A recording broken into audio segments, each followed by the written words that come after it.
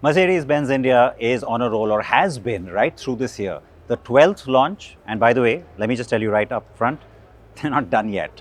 Let's talk about the one that we are standing next to. It's the big one, the one we've all been waiting for, the E-Class. Yes, the new generation is finally here, and so is Santosh Iyer to speak to us about it. Good to see you, Santosh, always. Thank you. Thanks, Siddharth, for joining us. Little extra special, Yes, best-selling model, and so much riding on this one.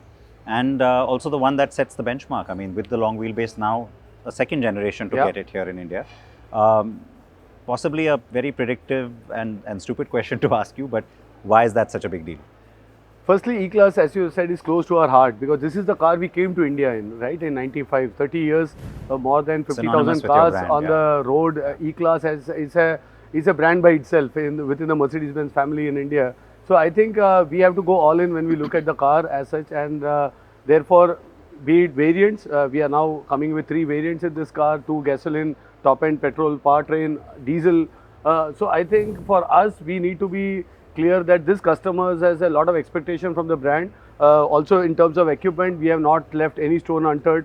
More importantly, we worked a lot of India-specific, features. Not, I won't say features, but adaptations. Because right from ground clearance to the overall suspension setup to the small things like a tire being stored below, we have done whatever is possible to take care of the customer needs. So this is special.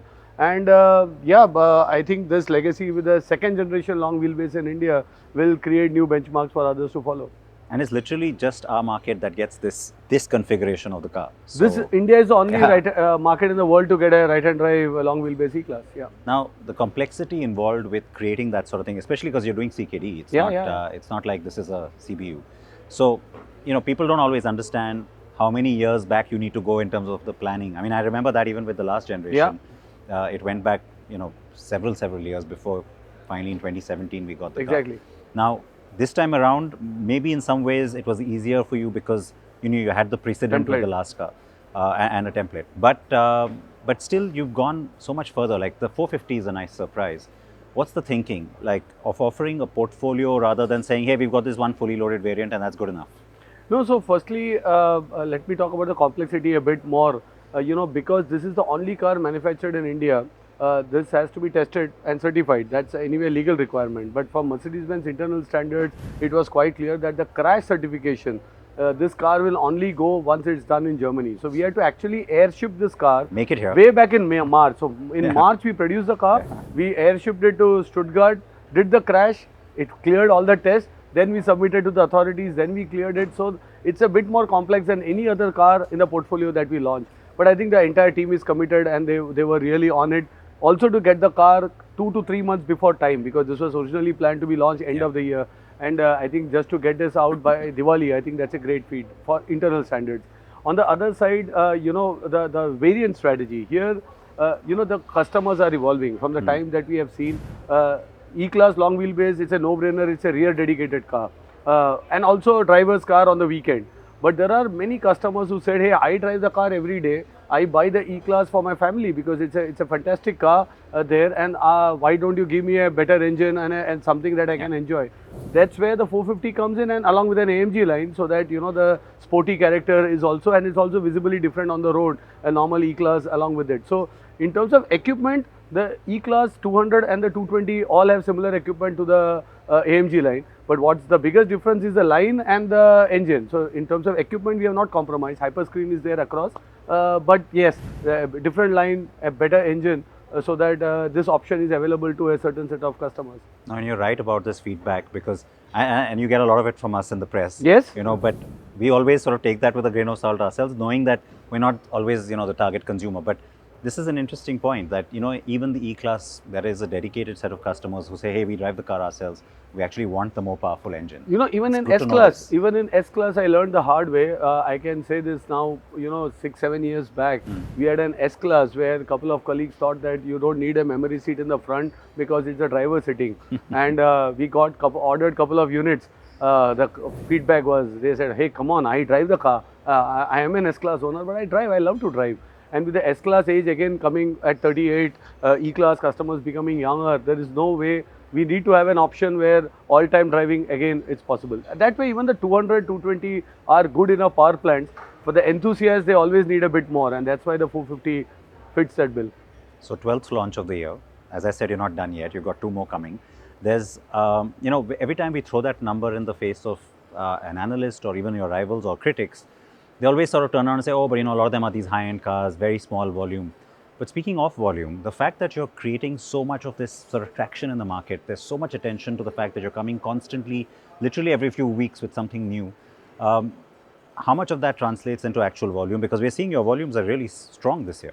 Yeah, that's what I told one of the colleagues actually. We are not only launching cars, we are also selling them. Because if you look at the numbers, the last quarter we grew by 21% in this market conditions. Best quarter 3. Best quarter 3. Yeah.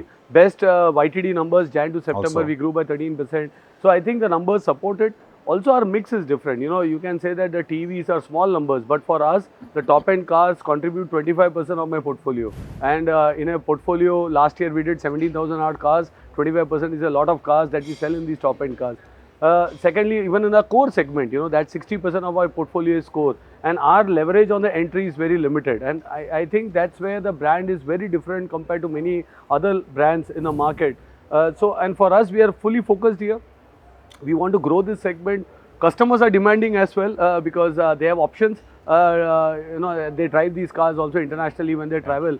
So we need to excite the market, get these cars, and of course sell them as well. And that has to be reflected in the sales numbers. So best quarter gone by, best from January to now. Would it be the best year as well, you think? I would say we are on target right now for having a record year. Again, another record year, I would say. Yeah. But there is still 3 months to go, 80 odd days. Well, so it includes the festive season, so yes, but as I said, the petrol E-Class is only available now. The diesels come only end October. That's true. And the top-end petrol, the 450 comes end November. So it's not like, and my old E-Class is sold out. So in that sense, we have to manage it. It's not that easy, but yes, double-digit growth for sure. We are trying to see how we can extract, and then of course wait for the year end for the results for the next year. Well, I'm definitely optimistic going by your track record. And the fact that you've managed to do this within the calendar year, take on the bookings, get the customer who's clearly waited for it as well. Yeah. Get them excited, and also at the right time with the festive season. That's got to be good timing. I mean, I'm sure your teams are happy. No, surely. In fact, there is a lot of colleagues who has worked really hard from Chakan. Yeah. I got them here for the launch. I said, you deserve it actually because you pulled off something really great. Yeah. So a couple of my colleagues were here. And I think credit goes back to my team back in Pune, all functions. Because it's like a relay race, one guy has to give it to the other to make it happen. And I'm sure I'm really proud of the team always. Mercedes-Benz in India success stories because we have the best team in the automotive industry, at least my personal belief. And you're not biased at all. No, but on a serious note, congrats to you and the team, and please pass it on to them, even the guys at the plant. The 60% that you talked about, one of the things that's happened very sharply the last couple of years is prices have gone up significantly. Yeah. That's happening in every segment. It's happening across the board. And yet the peculiarity of that within your portfolio is that you haven't really you haven't tried to counter that by doing, lower spec models. If anything, you have actually specced up your models with each new generation cycle or new product introductions like the EQA. How has that part worked out? Like, why is that part working? Is it because of things like, buyback options? Like what's driving that? See, it's a gamble. Even right now, I keep getting a lot of feedback, more so in the entry level. Our GLA is loaded car. They say, why can't you do something different so that we get a market share even more in that segment? But I think customers buy the brand with a lot of trust and promise, and we need to deliver that. That thinking is too short term. So we have to play the long, and the residual values is a reflection because the car is fully loaded in content. So even after 5 years, 7 years, these cars, when you go to sell, people want it. The hyper screen, we could have easily done without it in an E-Class. But I think it's a very clear option for a customer to get into a Mercedes-Benz. That's something that one should be proud of, to tell their family and friends, I bought this car not for the price, I bought it because of ABC reason. This has been I would say, a clear strategy. It's paid off till now. But you have to be also clear, we have exited the volume game. We are leading the market, but that's not the core target. Target is customer experience. Most brands say that. But this retail of the future model, when we transitioned 3 years back, I remember that the big risk was you will lose leadership, somebody else will sell more cars, we can't do any other tactics. But we said, come on, let's be focused on the customer, we go through the strategy, and today the results are seen. We are 3 years almost into retail of the future, and we have done 50,000 cars under this model. So I think our conviction is, if we give the right substance to the customer, we will be able to do. Volumes will be an outcome, maybe if some of the rivals do better. I think it's too early. You know, this market needs more players. This market needs more competition. The segment has to grow. You want to see the and we are overall more than market, happy, if somebody else ends up selling one additional car or 100 odd cars. The same happened in electric. Somebody selling more cars, less. It's too early to start looking at these positions. I think we need to be a much bigger market and then start measuring on these. The two things you mentioned there are the last 2 points I'll quickly take up. First is this thing about the market growing. For years we've waited for that, I mean, we've all held our breath in a way. Do you finally see it's sort of starting to happen now? Do you believe now that we'll finally get to some really sizable volume in premium and luxury? If you see our growth, 13% growth in Jan, September, it's not like 100% growth, we are doubling, or Sure. It's a typical double-digit growth. That will continue. Our belief is we need to also temper the expectations down. On one side, as you rightly said, the prices of cars are increasing. Yeah. Prioritization of our customers also change. So we need to be focused, but to think that there is a hockey stick which will happen in India, I think is a fallacy. We should be pragmatic. But the good part, I tell my colleagues back in Stuttgart as well, India is a market where you need strategic patience. Be there. We have been there for 30 years. And at some point, this growth is permanent also to a large extent because of the nature of our country. And therefore, I think we are quite happy with the average selling prices going up, the mix being better, and this growth being permanent. But hockey stick, we are not at all, at least I personally don't feel it would come at any point of time. So end of 25, premium and luxury segment, overall volumes, what do you predict? So end of this year... I'm not even going to 30, I'm just talking about next year. No, but I would say end of this year, we should be around 50,000 car plus industry. But next year, for us, we can see a big headwind coming from exchange rates because it's a 93, to a euro. And that means prices of cars have a tendency to go up by 5-8%. I don't know. We have to decide that. Second is the logistic cost increase. The ships, everything now take 2 more weeks to come to India. Costs are going up. And these costs finally, right now, because the market conditions are challenging, we are trying to absorb. But at some point, maybe at the end of the year or start of next year, we will have to pass on to the market. And then it has an impact on demand again. So therefore, very difficult to take a lens and see get bullish and get too bullish here because of all these factors. Also, both those wars, we don't know when. Now it doesn't really beyond us on the geopolitical horizon there. The second point which I wanted to talk about is, of course, EVs. It is true that a lot of it is about noise and it's not still credible in terms of actual sort of demand or numbers on the ground. And yet you do have a really wide portfolio. Would you have liked to see better numbers there by now? No, if you see our numbers that we have announced today, on EV, our penetration is 6% to the total cars that we are selling at such high base. So, I think that's a decent number. Last year, we were at 2.5%. So, we are growing. Percentages wise, I can say 84%, but it's a small base, so may not be the best. But I think the core currency is the penetration to the total market. As Mercedes-Benz, we are at 6%.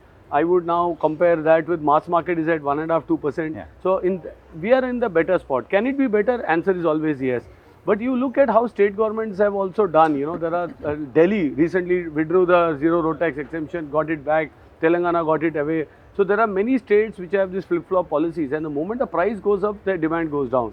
So Telangana, we had a 10% penetration of EVs, and then they reverted the road tax pricing. So I think for us to put any prognosis is difficult, but we as a responsible corporate citizen need to offer the option to customer. If you want to decarbonize auto industry, that's the first question to ask, because India sells 4 million cars a year. Next year, say in 10 years, we sell 10 million cars. Do we want to sell 10 million cars combustion engines, or do we want to decarbonize? Because public health is a problem. 20% of the greenhouse emissions come from our sector, and we are part of the problem. So in that sense, as a responsible corporate citizen, we offer the range. If it works, great. Else we have the full portfolio. I keep saying even we have hybrids, we have plug-in hybrids as well worldwide. So if tomorrow government decides we will go slow on decarbonization, let me give more incentives. We need time, we may need 18 months, 24 months to get that powertrain. But we are fortunate that we have all the powertrains and we are advocating EV from a position of strength and not from a position of weakness. Yeah, it's not some desperate sort of a position. Exactly. Not the best segue then to talk about diesel, but very quickly, I also want to ask you, from the start you are offering diesel, we're not really seeing that from some of your rivals. There seems to be a little bit of confusion, even though they haven't officially said anything about taking diesel away. Why is that still important to the portfolio? What do your dealers say about the kind of demand they are still seeing? 40% of our sales are diesel. So Yeah. why, if the customer is asking, it's our responsibility to give clean diesels to the market. These diesel engines really are state of the art, Euro 6 Type 2 compliant. So in that sense, we are able to offer this to the market. We have tested, homologated these cars. It's expensive.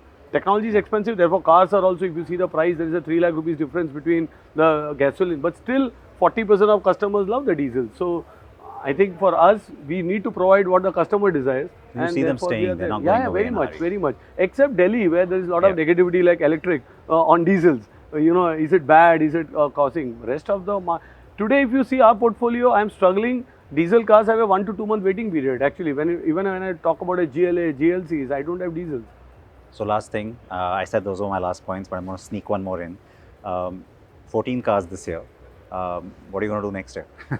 No, that's a tough question because you know, most of our portfolio is in India, and we are not into the gimmick And business. it's pretty young. Also, right and now it's is quite pretty young. Yeah. So to be honest, most of them are here. I tell the dealers and our partners and our team as well. Now we have the portfolio and all our young portfolio. So we need to continue to sell. There would be product excitements, but not, I don't think, of the scale that we have seen this year.